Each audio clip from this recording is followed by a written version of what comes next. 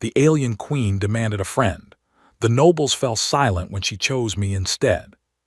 The bag wheel broke on the third step inside the imperial chamber of the Velhari Empire, and the sound it made was the kind of sound that you do not recover from socially. It was not a squeak. It was not a scrape. It was a long, horrible, grinding shriek that bounced off walls carved from stone older than the Roman Empire, walls that had stood through the rise and collapse of 6 alien dynasties, walls that had probably never once in their entire existence heard anything so embarrassing. Every head in the chamber turned. And I mean every head.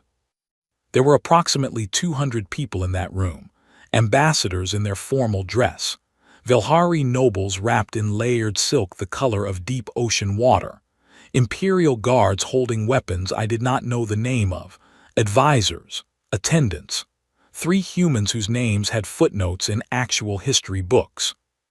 And me, Marin Voss, translator, grade 3 expendable tier, standing at the entrance of the most important room on the planet Velha with a broken equipment bag that was still screaming faintly as it dragged across the floor.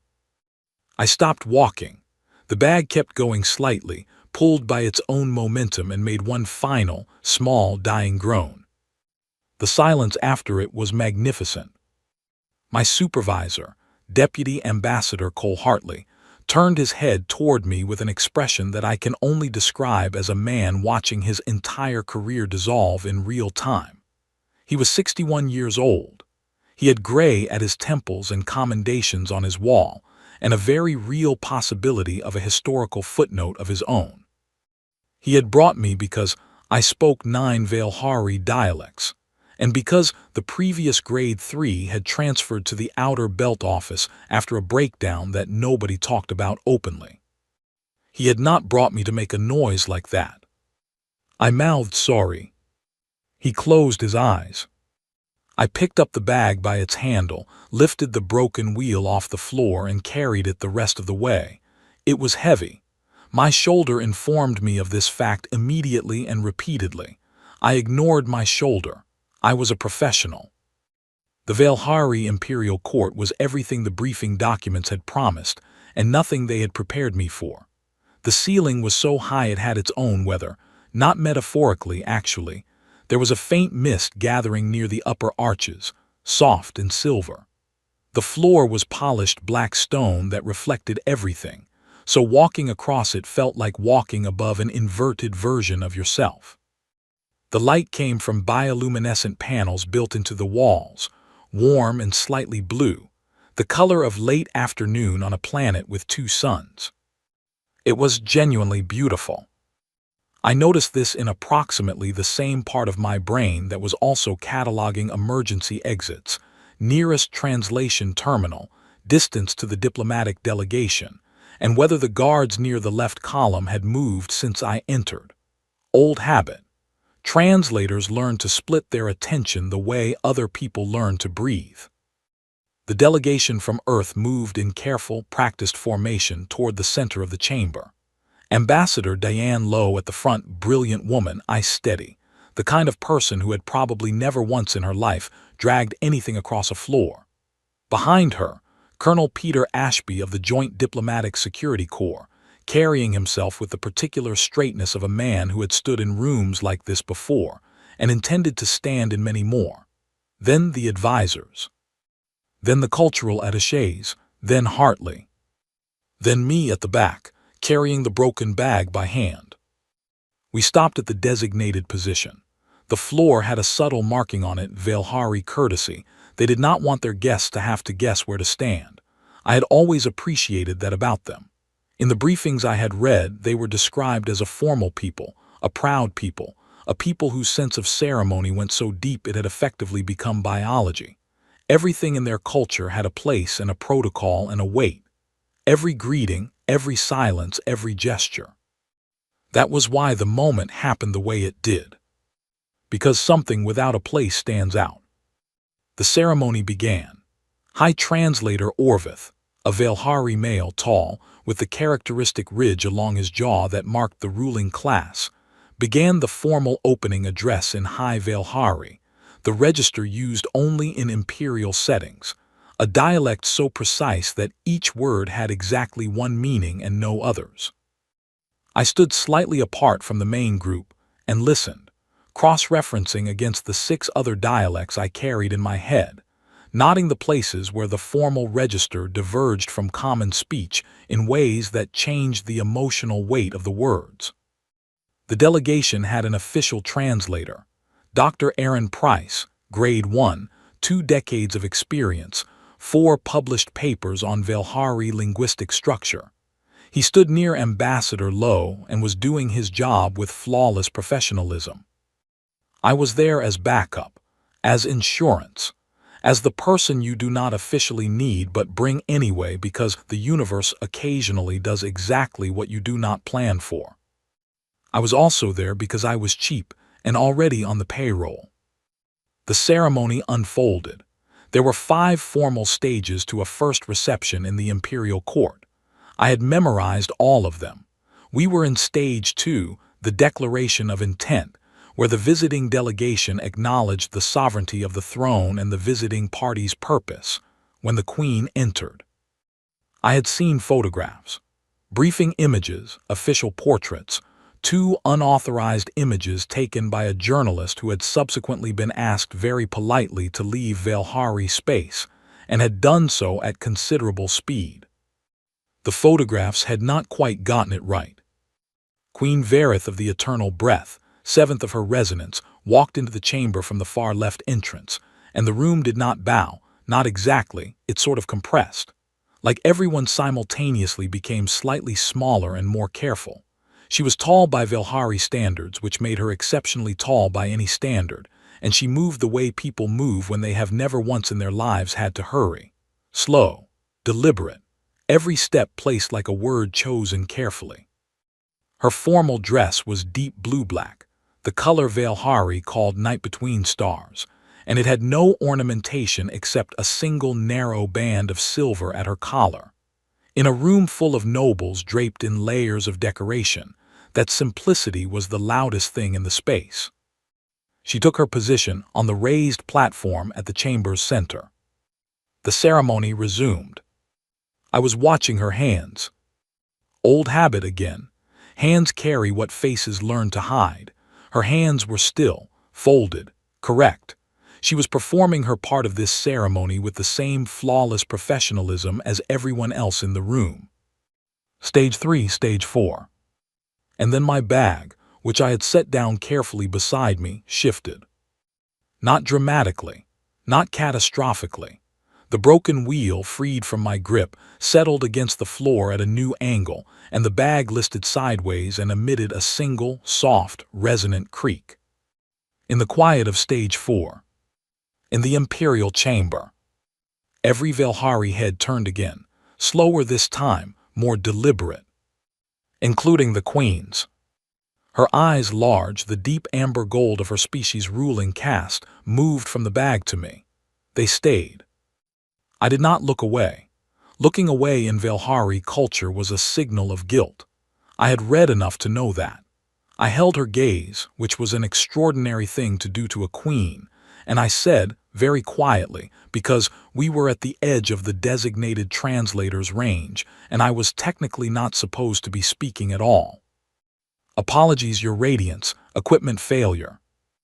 And then, because I apparently have no survival instinct. Nobody important, just the bag person. Hartley, 2 meters to my left, made a sound like a man swallowing his own heart.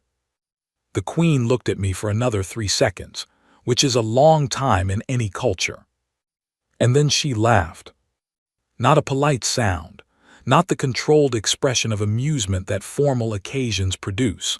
A real one, short and genuine and slightly surprised, like it had caught even her off guard. The chamber went very still. It stayed still. I later learned from Hartley, speaking at a volume and pitch I had not previously heard him reach, that the Queen had not laughed in public in 11 years of her reign, that there were nobles in that room who had served in the imperial court for decades and had never heard that sound. I learned this approximately 40 minutes after the ceremony concluded. I spent those 40 minutes quietly calculating whether translator, grade 3 expendable tier, was a job classification or a prophecy.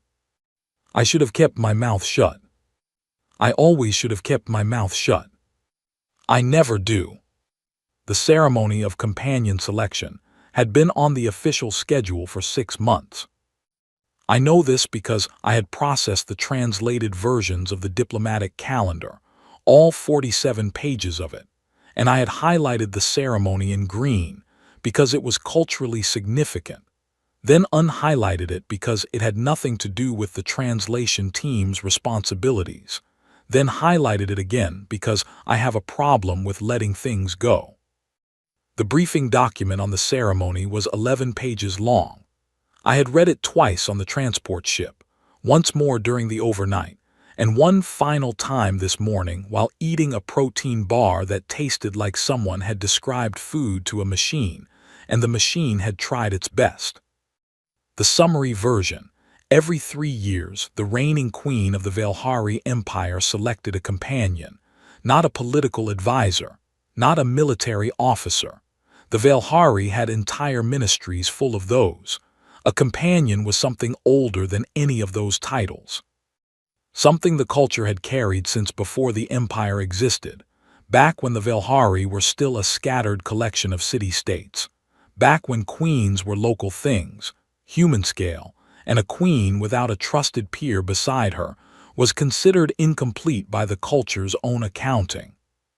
The companion shared the queen's private table, attended her private councils, could, in certain circumstances, speak in the queen's name, could, in one specific circumstance outlined in ancient law, tell the queen she was wrong without it being classified as a challenge to the throne. Nobody had invoked that particular clause in 230 years. I knew this because the briefing document mentioned it as a historical curiosity, and I had looked up the primary sources anyway. The 7 candidates were high nobles, all of them. The lowest ranked among them held 3 territories and a seat on the Imperial Resource Council. I had translated their formal introductions twice during preparation sessions with Dr. Price and had noted in the margins of my working copy that all 7 of them had the same quality in their phrasing: a smoothness, a careful architecture. They were all in the vocabulary of my own internal notes, practicing. The chamber was fuller today than it had been at the reception.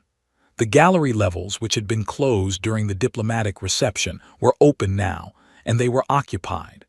Velhari nobility, ministers, court officials, representatives of the 7 great families.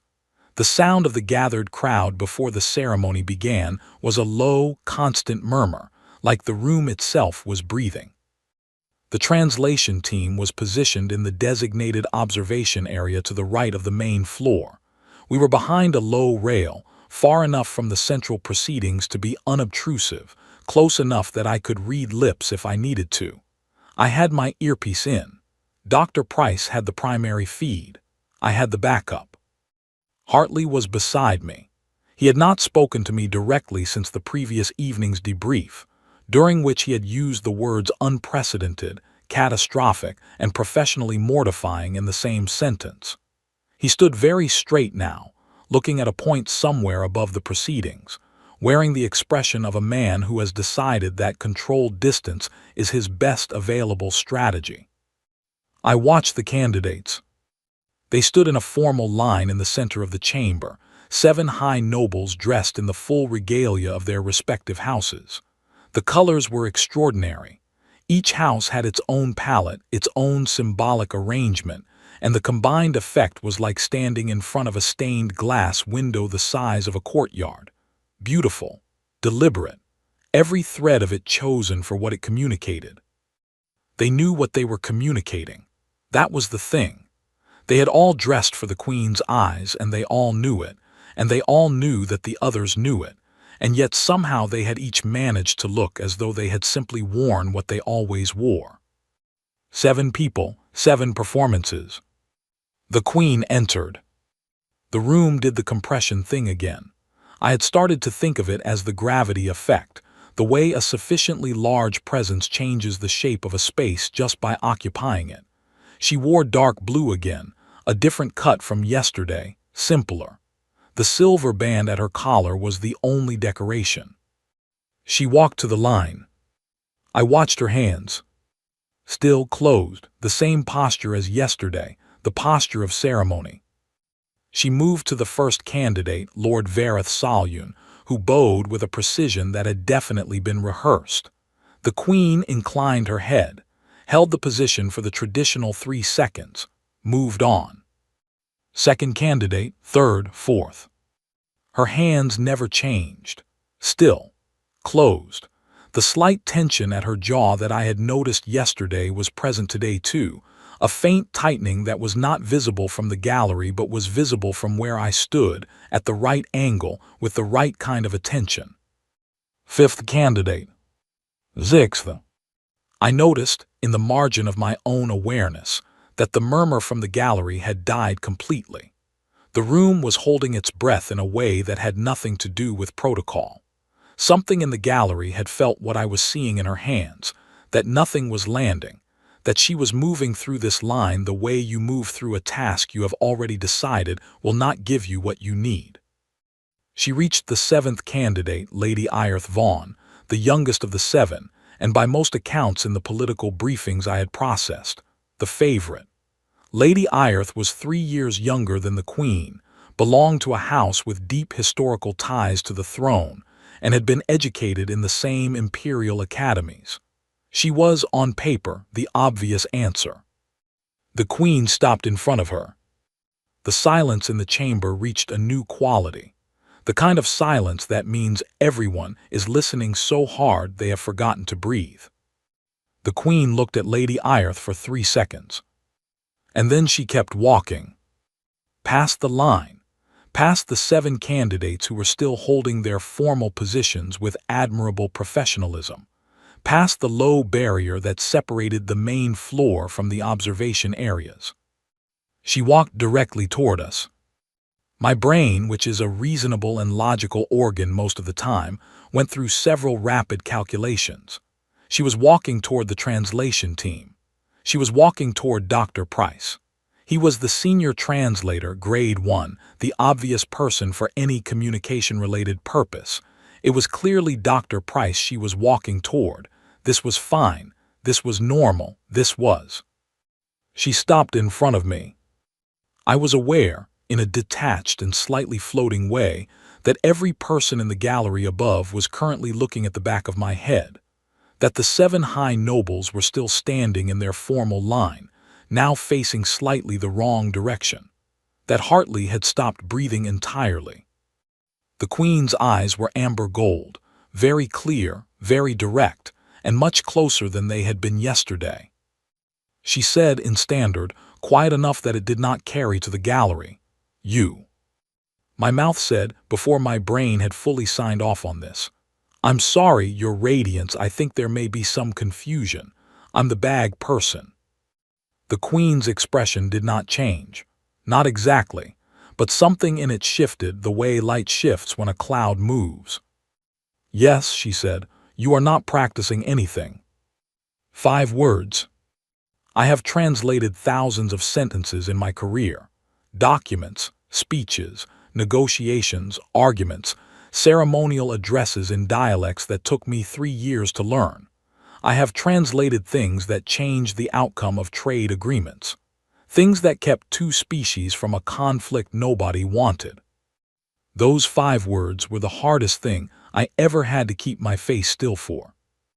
Because I understood them completely, not linguistically. I understood them the way you understand something that names a thing you knew but had not found words for yet. She was not talking about translation. She was not talking about ceremony. She was talking about the difference between a room full of people performing care and a person who had walked into the most important chamber on her planet dragging a broken bag and not apologizing for it. She had 11 years of people practicing at her. I was apparently something else. I said carefully, am genuinely not qualified for whatever this is. "I am aware," the Queen said, "of what you are not qualified for." She looked at me for another moment. "That is not what I am selecting for." She turned and walked back to the center of the chamber. The gallery was so quiet I could hear my own heartbeat, which was doing something irregular and unwise. Hartley beside me said nothing. He made no sound at all.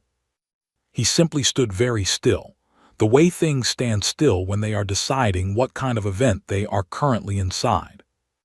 Dr. Price, on my other side, turned to look at me with an expression I could not fully classify. It was not quite envy. It was not quite shock. It landed somewhere in between, in a territory that did not have a clean name.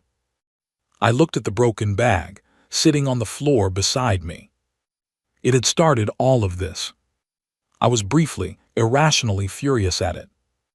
Then I thought about the Queen's hands, how they had moved through that entire line of practiced, beautiful, politically perfect candidates without once losing their careful stillness, how she had walked away from the most obvious answer in the room, how she had walked toward the noisiest, least qualified, most accidentally present person on the floor.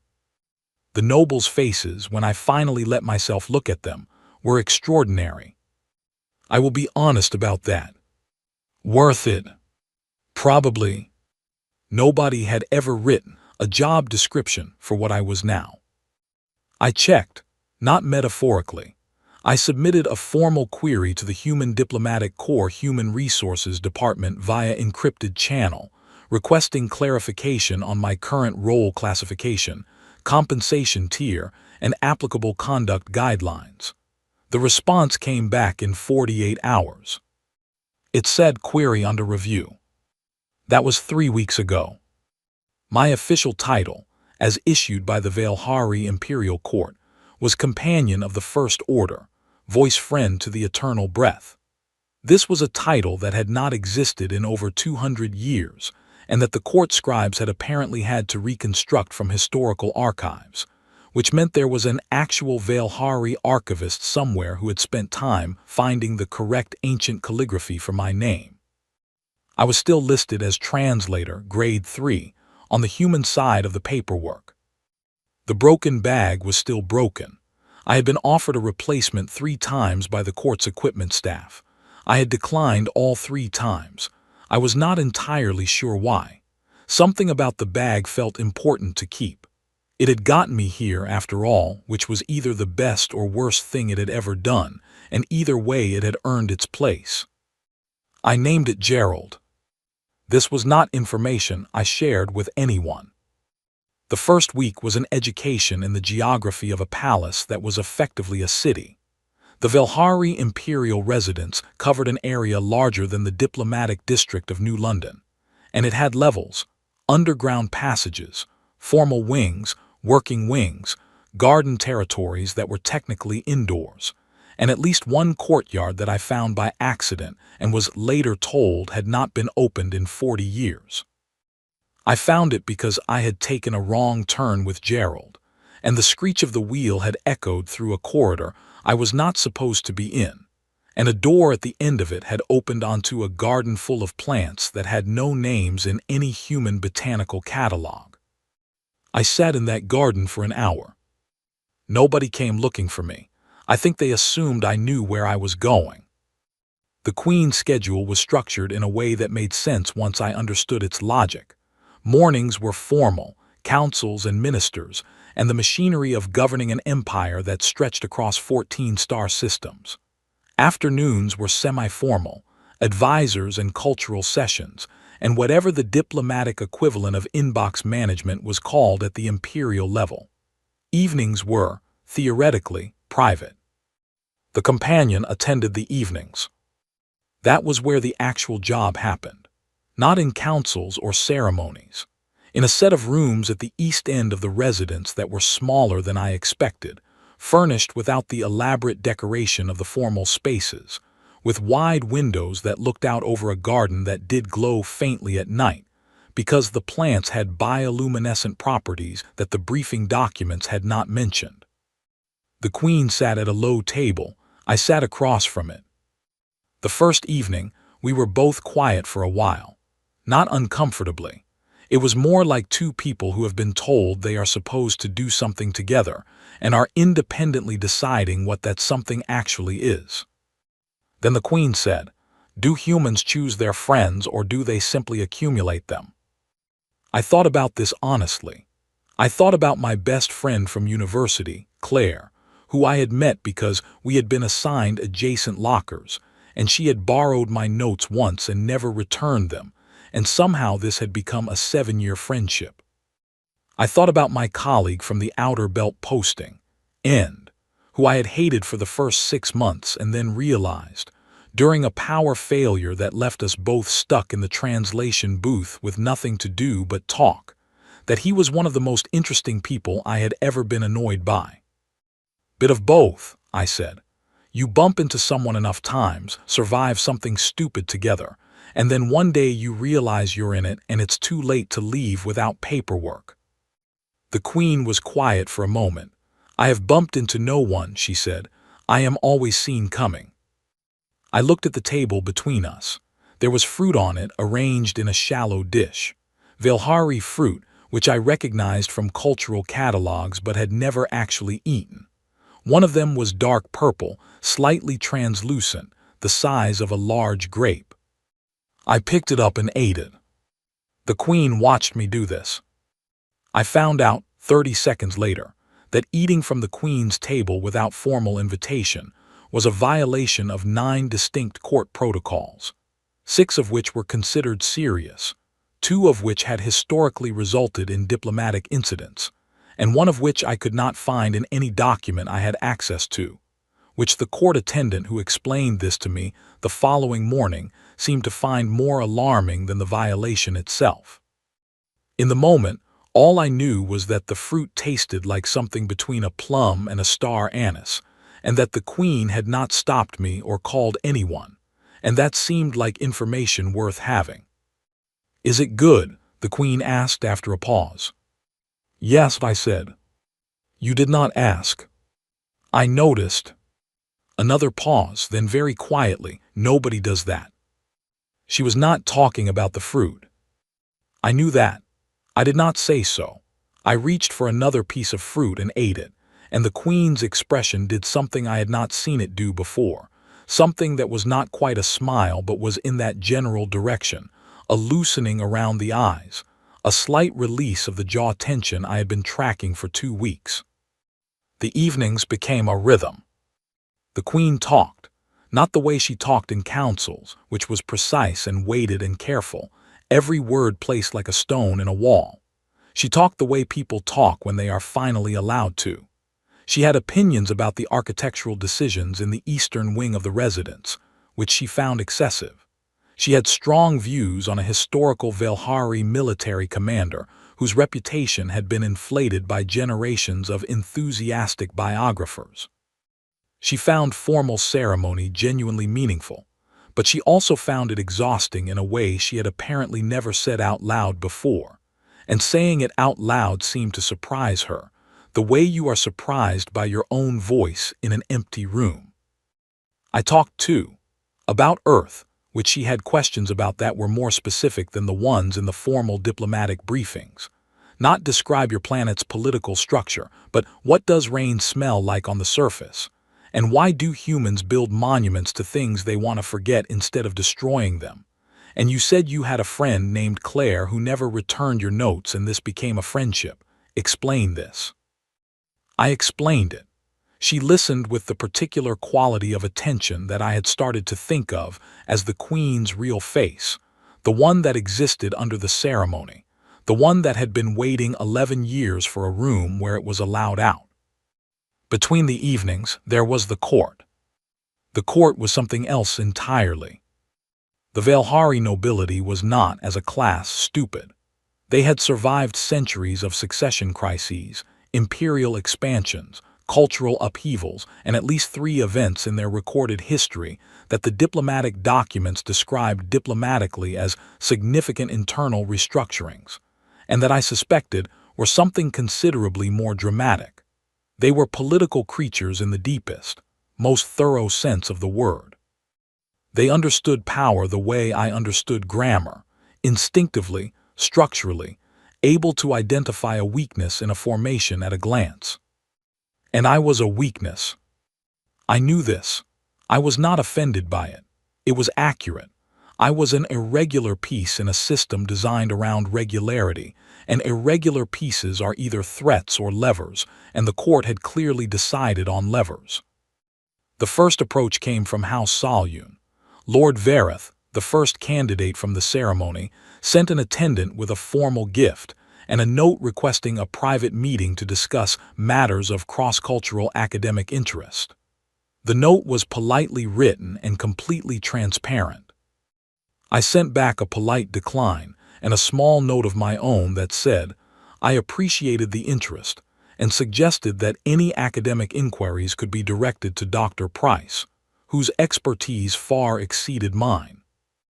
I heard nothing from House Salyun for 4 days. Then House Vaughn, Lady Irith herself, the favorite who had not been chosen, who arrived at a formal luncheon I was attending in my official capacity, and sat beside me with the graceful inevitability of someone who had decided exactly where she was going before she entered the room.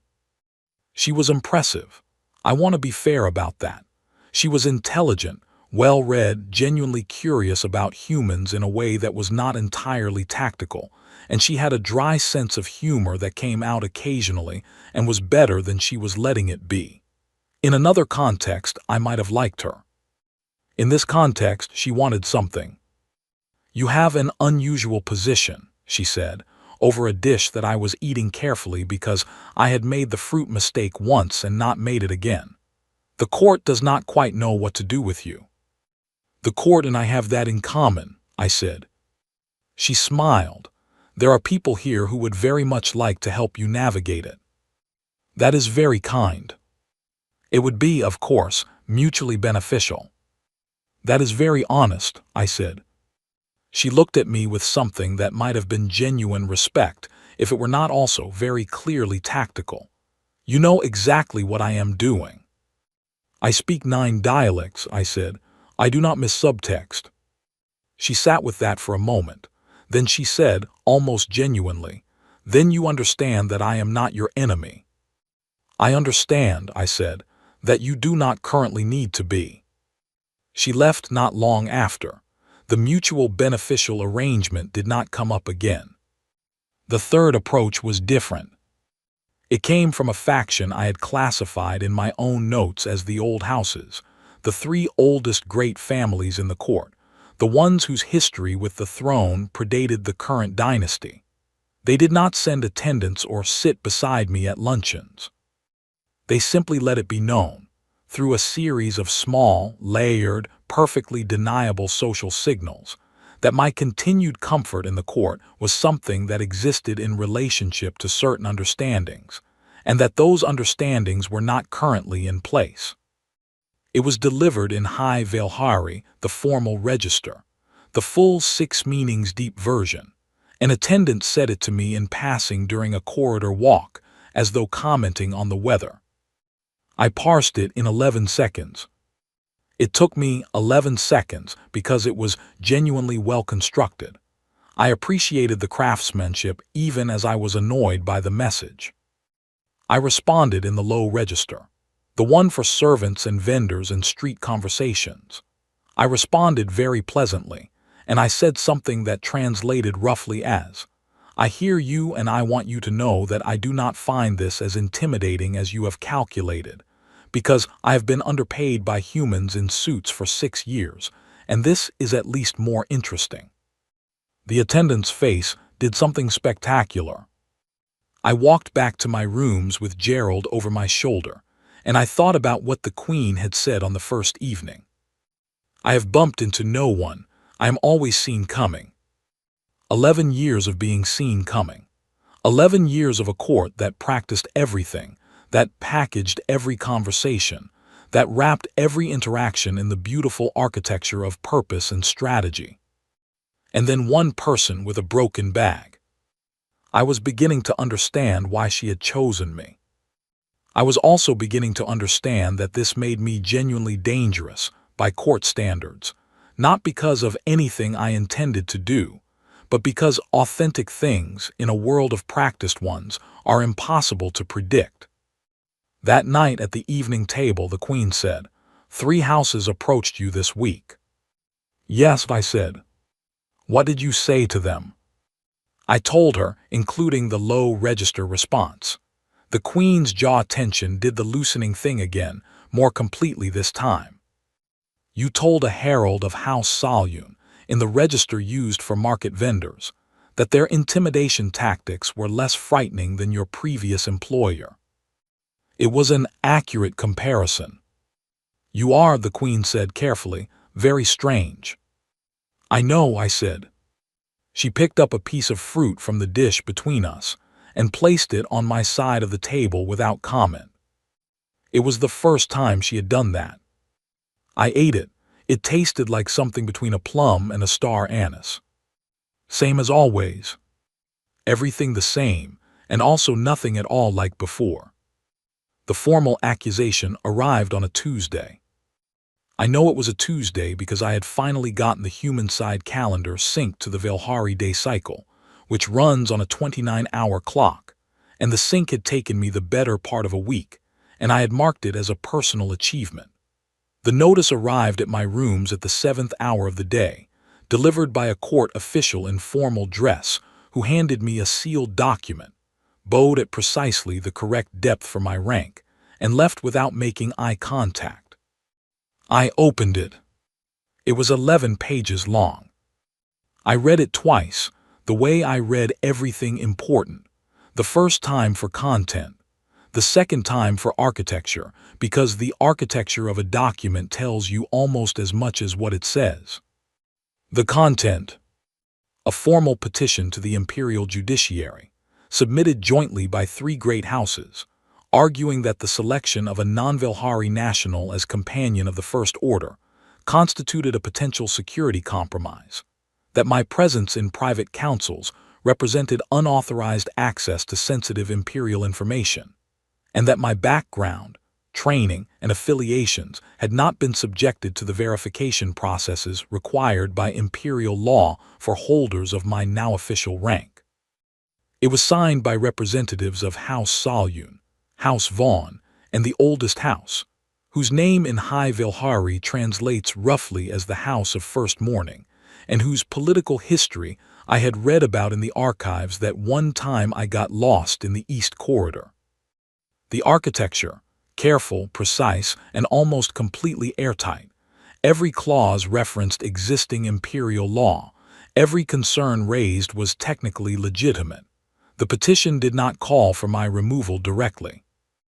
It called for a formal inquiry, which would require the Queen to either submit me to that process or formally invoke the Crown's right of personal exception, which was a prerogative that had not been used in over 100 years and which, if invoked, would feed exactly the narrative the petition was trying to build. Trapped from both directions, I sat with it for a while. Then I got dressed, picked up Gerald, and went to find Hartley. He was in the diplomatic wing's working office, which smelled like coffee because the delegation had brought their own supply, which I had thought was culturally insensitive when I saw it packed, and now considered to be the best decision anyone had made on this entire mission. He looked up when I came in, took one look at my face, and put down his cup. I handed him the petition. He read it the first time fast, the second time slowly. Then he set it on the desk and looked at me with the expression of a man who has been catastrophizing quietly for weeks and has now arrived at the event he was catastrophizing about. "This is serious," he said. "I know.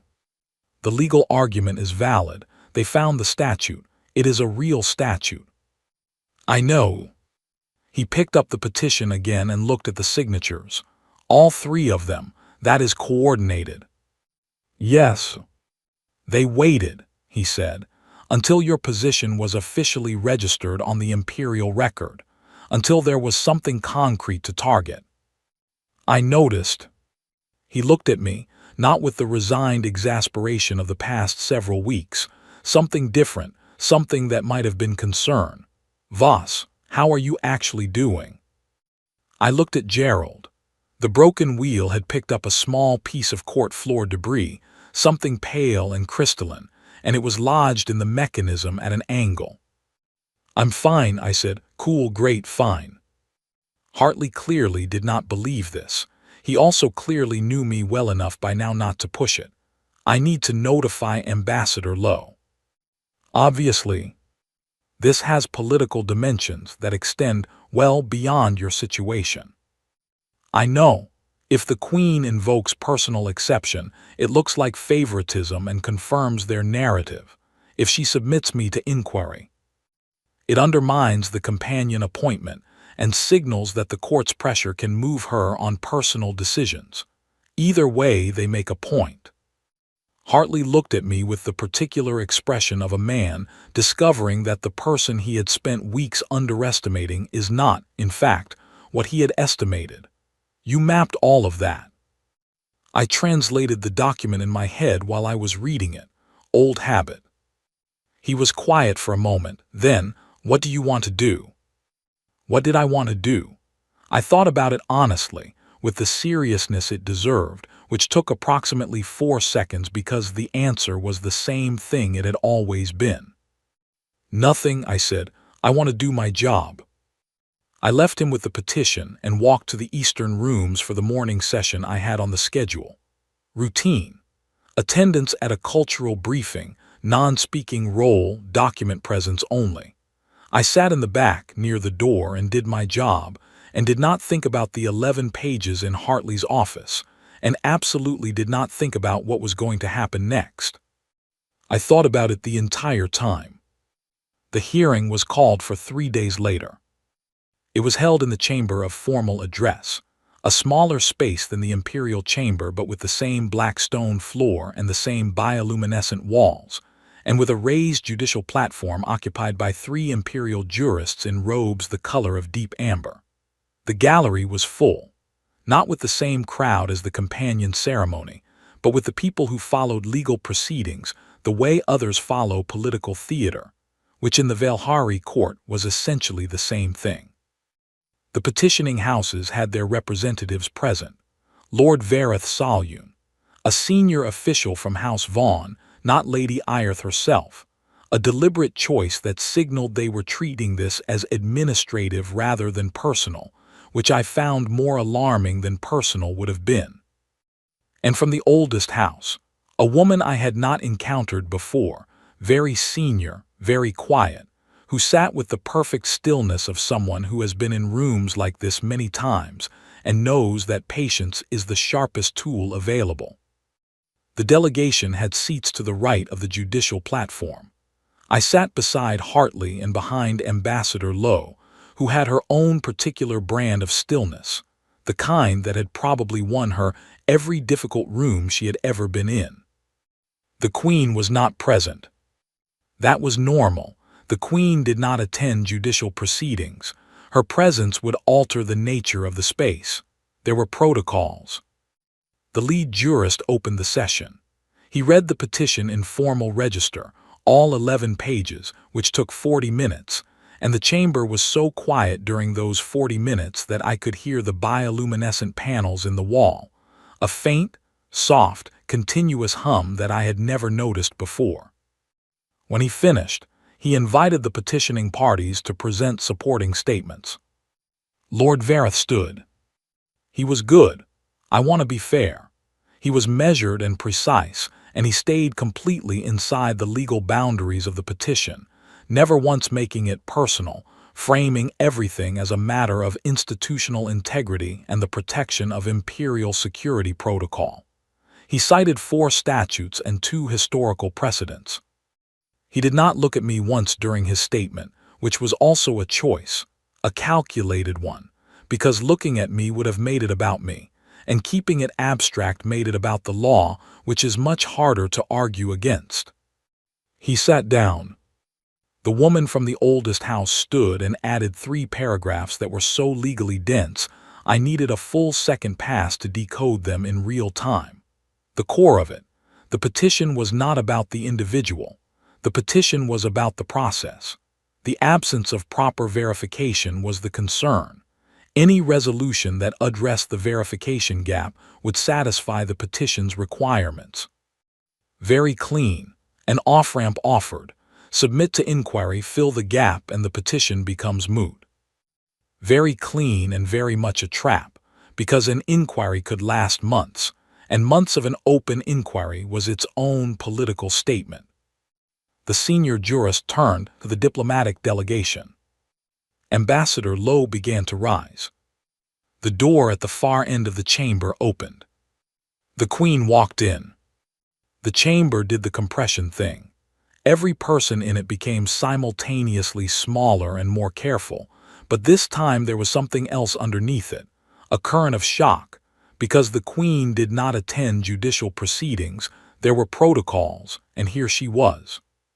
She did not go to the judicial platform. She did not take a formal position. She walked to the center of the floor between the platform and the petitioning houses, and she stood there in dark blue with her single silver band, and she turned to face the petitioning houses, and she looked at them with an expression I had never seen on her before. Not anger, not the controlled performance of authority, something underneath both of those things, something stripped down and direct, the way a room looks after everything decorative has been moved out of it. She did not raise her voice. "You are describing," she said, "a person who makes me laugh." The silence in the chamber was a wall. "You are describing a person who took fruit from my table without asking." Nobody moved. "You are describing a person who is, for the first time in 11 years, not practicing something when she speaks to me." She looked at the petitioning houses. The three representatives, Lord Verith and the House Vaughan official and the very patient woman from the oldest house, all of whom were sitting with the controlled stillness of people who had prepared for many outcomes, but possibly not quite this one. "I find," the Queen said, "that I am not interested in your petition. I find I am only interested in what it tells me about you, that you looked at the first real thing in this court and named it a threat." Nobody said a word. The Queen held the silence for 3 seconds, which is a long time in any language. Then she turned and walked back through the door she had entered. The chamber remained frozen for a moment after she left, that particular quality of stillness that follows something unexpected, where everyone is deciding simultaneously what kind of event they just witnessed. Then the lead jurist cleared his throat. He spoke briefly, formally, in the measured language of imperial legal procedure. The petition, in light of the Crown's express position, would be formally marked and held pending further review. The session was concluded. It was, in legal terms, nothing, a deferral, a procedural pause. In political terms, it was every message that needed to be sent, delivered in the plainest possible language, in the most public possible room. I walked out of the chamber behind Ambassador Lowe, who said nothing to me directly but touched my shoulder once, briefly, which from Diane Lowe was approximately equivalent to a standing ovation. Hartley fell into step beside me. "That," he said very quietly, "was not in any protocol document I have ever read." "No," I said. "She walked into a judicial session." "I noticed." "For you," he said, "not as an accusation, more like a man rearranging furniture in his mind to make room for a new fact." I did not say anything. That evening in the Eastern rooms, the Queen poured tea. I watched her hands while she did it. They were slightly unsteady, not dramatically, a barely visible tremor in the right one as she lifted the pot, something that was probably not visible from more than 2 meters away. I did not say anything about her hands. I said that was a speech. She set the pot down. "I was afraid," she said. "I know," I said. "Me too." We sat with that. The garden outside the windows was doing its nighttime glow, soft blue-green light, rising from the plants in slow pulses, like breathing. Nobody resolved anything. Nobody explained anything. The fear sat in the room between us, named and undealt with, and we drank our tea on either side of it. I have been dismissed from jobs before. Let go, moved on, replaced, forgotten. I have sat in offices where the person across the desk said my name in the tone that meant "we appreciate your contribution" and looked at the middle distance while they said it. I have been an entry in a budget line. I have been a grade 3. Nobody had ever walked into a room like that for me. I did not cry in the Eastern rooms. I am a professional. I cried later, in a courtyard bathroom 3 corridors away, with Gerald leaning against the wall beside me. I cried for approximately 4 minutes. Then I washed my face and went back to work. The official documentation came through on a morning when it was raining. Not metaphorically, it actually rained. The Velhari imperial residence had a climate management system for the indoor garden territories, and something in the system had misread a maintenance input. And by the time anyone noticed, 3 of the connected courtyard spaces had about 6 centimeters of water on their floors, and the staff was dealing with it in the way that competent professionals deal with unexpected problems, which is to say efficiently, and without making eye contact with anyone who might ask questions.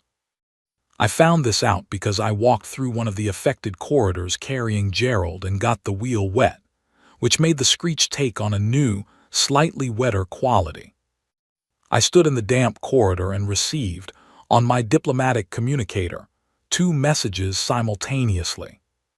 The first was from the Velhari Imperial Court Registrar, formal notification that my title of Companion of the First Order, voice friend to the eternal breath, had been entered into the permanent imperial record, with all associated rights, responsibilities, and protections, effective as of the previous day. The second was from the Human Diplomatic Corps Human Resources Department, responding to my query of 4 weeks prior.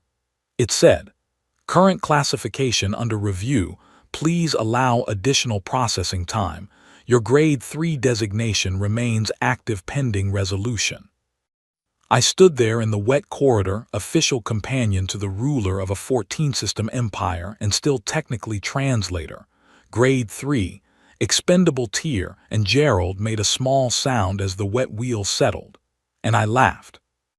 A real one, short and genuine and slightly surprised. The formal inquiry by the 3 houses was still technically on record. It had not been withdrawn. In Velhari legal culture, a petition once filed existed until it was formally resolved, and the Crown's intervention at the hearing had created a legal situation that the imperial jurists were apparently going to be working through for some time. I had read 3 different scholarly interpretations of the Queen's action, and they disagreed completely on the procedural implications, which told me that the jurists were in genuinely new territory and were being careful. This suited everyone. A petition under permanent review is a petition without teeth. The political landscape of the court had shifted in ways that were subtle but permanent. Lord Vareth Salyun had reduced his public presence in the formal spaces, attending only what was required, speaking less than before. Not defeated, I did not read it as defeat, more like recalibration. A man putting away one approach and considering another. The House Vaughn official who had attended the hearing had been replaced in subsequent court appearances by Lady Eyerth herself, which I thought was interesting. Lady Eyerth made eye contact with me at a formal luncheon the following week and gave me a nod that contained something close to genuine acknowledgement. Not friendship. Something more honest than friendship. 2 people who have looked at each other clearly and decided to coexist without pretense. I respected it. I nodded back. The patient woman from the oldest house had said nothing publicly since the hearing. I had asked the court archivist, carefully, and in the low register that the archivist responded well to about her. Her name was Veshara, and she was 83 years old, and she had served in the imperial court for 54 of those years, and she had watched 3 queens reign and seen more changes than most people have language for. The archivist said she was not someone to underestimate. I had not been underestimating her. I had been watching the space around her. She had not moved against me since the hearing. She had not moved toward me either. She was doing what patient people do, which is wait and observe, and I was doing the same, and we were both aware of each other in the way that two careful, attentive people in the same space are always aware of each other, a kind of mutual professional respect conducted entirely at a distance. One morning I arrived at the eastern corridor to find a small package outside my room, no sender marking. Inside was a very old text, a bound volume, handwritten in the court register that predated the current calligraphic system by 3 dynasties. The writing was difficult but not impossible. It was a manual in the most literal sense for the role of companion, not a ceremonial document, a practical one. Duties, approaches, examples from historical cases, small observations in the margins that were clearly personal annotations. Nobody claimed to have sent it. I read the whole thing twice. There was a margin note near the back, in a handwriting slightly different from the rest, that said, translated loosely, "The worth of a companion is not in their knowledge of the court. It is in their willingness to say what the court will not." I had my suspicions about who had sent it. I kept them to myself. The evenings continued to be the center of everything. The Queen had started asking different questions. In the first weeks, the questions had the quality of careful exploration, someone testing the dimensions of a new space. Now they had directness, the questions of someone who has decided that direct is more interesting than careful. "Tell me about the planet below the one where you were born. Describe the process by which humans decide they no longer believe something they were certain of. You said once that your best friend was someone you hated first. Is this a common pattern?" I answered all of them honestly, which sometimes took time, because honest answers about human experience are often complicated, and I was not going to give her the simplified version. She was not a person who needed the simplified version. She had 11 years of people giving her the simplified version of everything, and she was done with it. I started asking her questions too. This had taken longer to begin, not because I was forbidden from asking, but because there is a particular kind of attention that powerful people are given very rarely, the kind where someone asks you something and wants to hear the real answer, and not the official one, and it takes time to trust that the attention is genuine. What do you actually think about the resource treaty negotiations? Do you ever regret specific decisions? Or does the position require you to convert regret into learning so quickly that they become the same thing? What is the thing you know about governing that nobody talks about openly? She answered, not always on the day I asked. Sometimes she would think about a question for 2 or 3 days and then begin her answer at the evening table without preamble mid-thought, as though the conversation had simply been paused and was now resuming. I had come to love this about her. The way her thinking moved, careful and thorough, taking its time.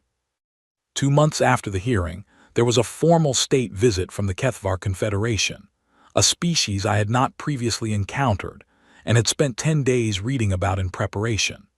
They were tall, pale, with sensory organs above the eyeline that functioned somewhat like ears, but also somewhat like a secondary form of sight, and their diplomatic culture placed enormous weight on physical stillness.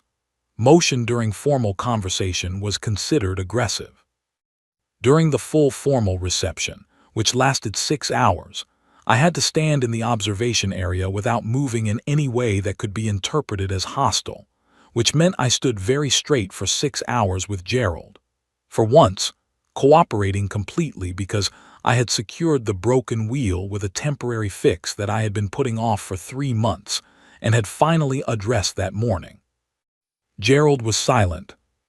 I almost missed the noise. The Kethvar delegation included a senior figure whose title translated, through 3 layers of linguistic processing, as something like chief speaker of agreement, and whose function was essentially the same as mine, a translator and cultural bridge, the person in the room who understood both sides and existed in the space between them. She found me at the evening reception, which was less formal than the daytime ceremony and allowed some movement. She was a head taller than me and looked at me with the sensory organs above her eyes in a way that I could not fully read, but that felt like assessment. Then she said in standard, clearly and carefully, "You are the friend." Not a question. "I suppose I am," I said. "This is an old word," she said. "In your language it is simple. In most languages it is not simple. It is a word for a thing that takes a long time to make and is very difficult to hold." "Yes," I said. "Your queen," she said, "has this word in her now. It is visible." She touched one of her upper sensory organs briefly. "We see differently from you, but this thing is visible." I did not know what to say to that. She inclined her head in a gesture that her cultural file had told me was the equivalent of genuine respect, non-hierarchical, given only when meant. Then she rejoined her delegation. I stood there for a moment with Gerald on my shoulder, and the reception flowing around me in a current of formal conversations and careful gestures. The young noble found me near the end of the reception. I had been watching him for a few weeks. New to court, recently appointed, somewhere in his mid-20s by Velhari reckoning, which the briefing documents translated to roughly early 30s by human biological comparison. He had the look of someone who was paying attention to everything and performing confidence about 70% of the time, with the other 30% quietly leaking through in the way he held his hands when he thought nobody was watching. His name was Ethan, third son of a minor house, appointed to a junior administrative position that had access to more information than status. Smart assignment by whoever had placed him. He was learning the court from the inside of its machinery rather than the outside of its ceremony. He had been trying to approach me for 2 weeks. I had been letting him circle, which was unkind of me and I knew it, but I had wanted to understand what he was circling toward before we had the conversation. He stopped beside me. "Companion Voss," he said. "Ethan," I said. He looked startled that I knew his name. He recovered quickly, which I noted approvingly. "I apologize for the intrusion." "You are not intruding." He gathered himself. "I have wanted to ask you something for some time." "I know," I said. "How did you do it?" he asked. "How did you go from—" He paused, choosing words. "How did you arrive here? What was the strategy?" I looked at Gerald. The repaired wheel was still there, the old brake visible underneath the fix, the way old brakes usually are. "I dropped a bag," I said. "It made a really stupid noise, and I did not pretend that it did not." He waited. He was clearly expecting the rest of the strategy, the tactics, the political framework, the read on the Queen's preferences and how to position against the court factions. There was no rest. "That," I said, "is the complete answer." He looked at me with the polite uncertainty of someone who suspects they are being given less than the full truth. I thought about how to explain it, not just to him, to myself finally, properly, out loud. "The court is full of people who are very good at being in the court," I said. "They have studied it. They understand its rules. They know exactly how to present themselves, how to communicate, how to position. They are excellent at all of it." I looked across the reception, at the beautiful, careful, practiced room full of people who were always performing at exactly the right level. The Queen has been surrounded by all of that for 11 years. Every single person in this room is giving her a version of themselves that has been optimized for this space. "That is what court requires," Ethan said. "Yes," I said, "and it means that the court, despite being full of people, can be the loneliest possible place to exist." He was quiet. "I did not walk in here with a strategy," I said.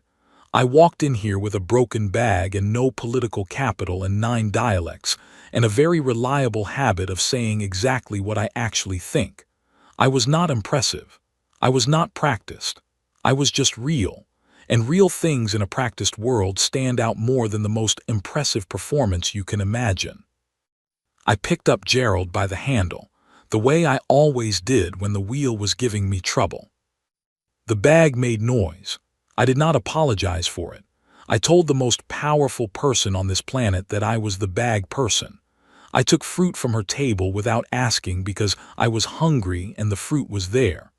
Every time the court tried to get me to start performing, I just kept being the same person I walked in as. "That is it," he said. "That is it." "But the petition," he said. "House Salyun, House Vaughn, the oldest house, they moved against you formally." "Yes." "And the Queen." "Yes." "Because of who you are," he said. He was working something out. I could see it. Not because of what you could do for her position or the strategies you offered or the alliances you represented, just because of who you are. "Just because," I said, "of who I am." He stood with that. I gave him time.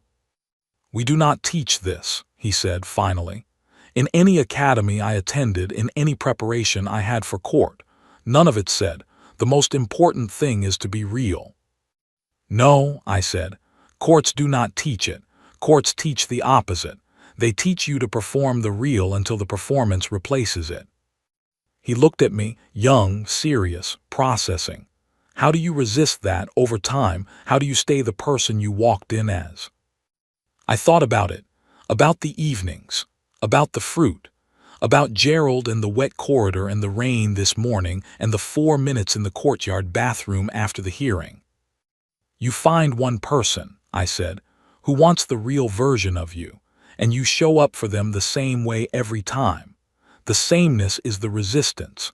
Every time you show up exactly as you are, it gets a little harder for the performance to take over." The reception continued around us.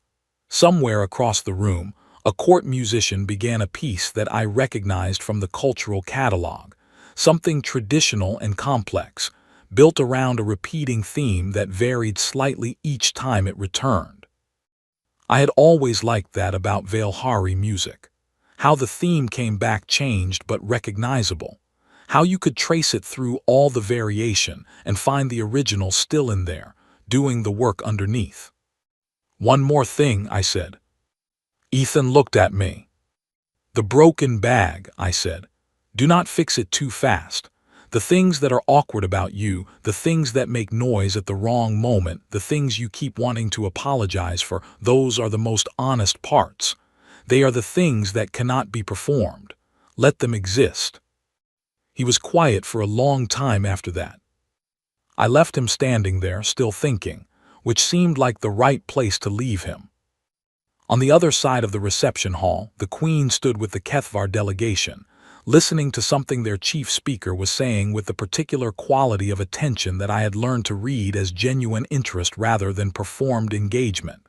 Her hands were loose at her sides, not the closed, still, careful posture of ceremony. Open, easy. 11 years. 11 years of a room full of people practicing. And now this. I watched her across the room and felt something settle in my chest, not triumphant, nothing so loud as that, but solid. The way the ground feels solid after a long time on water.